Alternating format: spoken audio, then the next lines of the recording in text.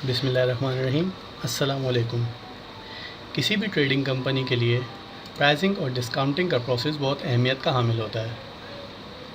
सायरनटेक ERP में price list और discount list create करने के लिए सेल्स मैनेजमेंट में मास्टर सेटअप के अंदर प्राइस लिस्ट की स्क्रीन को ओपन करेंगे। नई प्राइस लिस्ट क्रिएट करने के लिए ऐड न्यू का बटन प्रेस करेंगे। प्राइस लिस्ट क्रिएट करने के लिए सबसे पहले हमें एक प्राइस ग्रुप सिलेक्ट करना होगा, जो कि ऑलरेडी रिटेल और होलसेल के नाम से दो प्राइस ग्रुप हमने क्रिएट किए हुए हैं। नया प्राइस ग्रुप क्रिएट करने के लिए आप हाइपरलिंक को यहीं से ओपन करके प्राइस ग्रुप की स्क्रीन से न्यू एंट्री को ऐड कर सकते हैं। लेट्स से हम रिटेल प्राइस लिस्ट क्रिएट करना चाहते हैं। रिटेल के नाम से हमने ग्रुप सेलेक्ट किया। एक डेट रेंज असाइन करेंगे इसको 31 दिसंबर तक।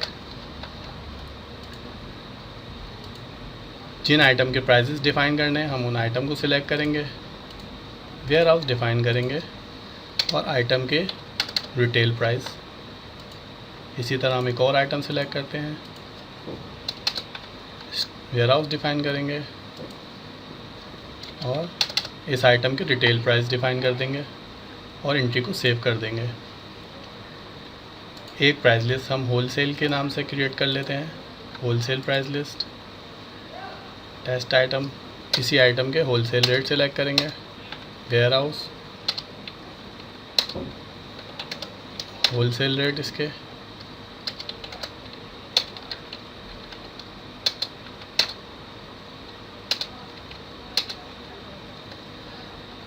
और टेस्ट आइटम एक और सिलेक्ट कर लेते हैं।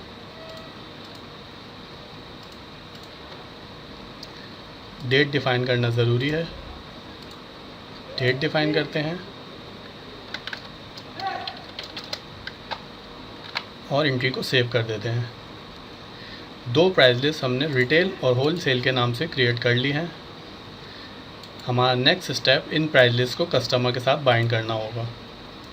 लेट्स से सेल्स मैनेजमेंट में कस्टमर मास्टर की स्क्रीन को ओपन करके राहिल एसोसिएट्स के साथ हम कोई प्राइस लिस्ट बाइंड करना चाहते हैं। राहिल एसोसिएट्स की एंट्री को एडिट करेंगे। पेमेंट टर्म के टैब में यहाँ पे हम रिटेल या होलसेल प्राइस ग्रुप डिफ़ाइन करके एंट्री को सेव कर देंगे। अब ये retail price list Rahil associates के साथ बाइंड हो चुकी है। एंट्री को क्लोज करेंगे। अब हम राहिल एसोसिएट्स के नाम एक सेल्स ऑर्डर क्रिएट करते हैं।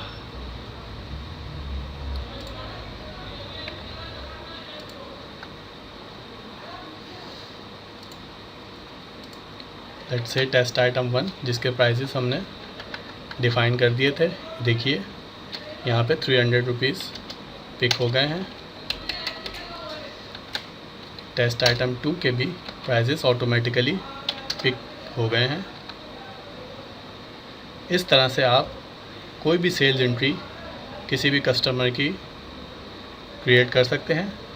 उसकी प्राइस लिस्ट कस्टमर मास्टर में आपने डिफ़ाइन की हुई है। जिन जिन आइटम्स को आपने उस प्राइस लिस्ट में डिफ़ाइन किया हुआ है उनके prices by default automatically sales process में पिक कर लिए जाएंगे।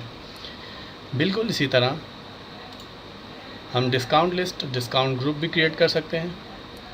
डिस्काउंट लिस्ट क्रिएट करने के लिए डिस्काउंट लिस्ट ओपन करेंगे। न्यू एंट्री ऐड करने के लिए हमें डिस्काउंट ग्रुप भी डिफ़ाइन करना होगा। चुनाचा हम एक डिस्काउंट ग्रुप क्रिएट कर लेते हैं। Let's say 5% on TP.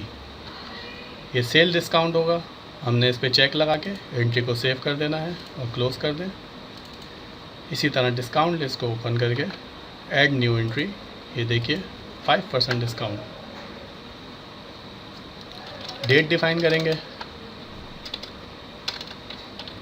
इस डेट रेंज में इस टेस्ट आइटम में ये डिस्काउंट हम अलाउ करना चाहते हैं।